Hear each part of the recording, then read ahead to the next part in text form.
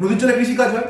এইবার ওখানে একটা প্রবলেম আছে, ওখানে জল হচ্ছে খাড়া জল যেটাকে বলে খাড়া পানি, ঠিক আছে। ওখানে হচ্ছে নদীর জল ছাড়া তো ওদের উপায়ই নেই, কারণ মাটির তলা থেকে জল ওরা যদি তোলে তাহলে ওই খাড়া পানিতে চাষ হবেই না।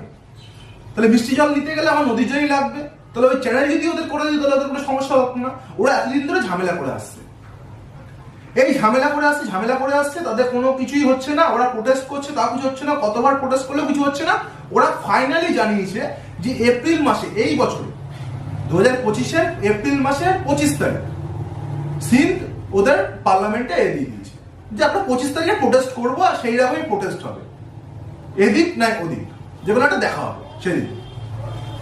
এইবার কি হচ্ছে, তাহলে রাজ্য সব ভাগাভাগি হয়ে যাচ্ছে। এমনি বালোচ নিয়ে ওদের গন্ডগোল আগ্রায়, তাহলে এখানে যদি সিনকে নিয়ে আবার গন্ডগোল শুরু হয়, তাহলে নিজস্ব কোনো অনেক প্রবলেম আছে, কিছু তো একটা করতে হবে।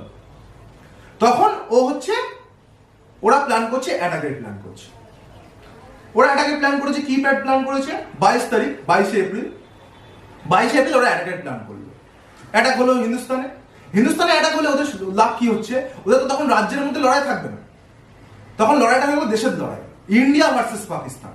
তাহলে পাকিস্তান যখন ইন্ডিয়া ভার্সেস যাবে, তখন আর রাজ্য তখন নিজেরটা দেখবে না, তখন সিন্ধ পাকিস্তান আর পাঞ্জাবও পাকিস্তান। পাঞ্জাব এমনি সিন্ধের কোনো কেয়ার করে না, জাহান নামে যা, ওদের কোনো প্রবলেমই নেই। কিন্তু যখন প্রবলেমটা দুই দেশের মধ্যে চলে আসছে, তখন রাজ্যের মধ্যে তো কোনো গল্পই নেই, তখন এক হয়ে যাবে। সেই জন্য অ্যাটাক করা।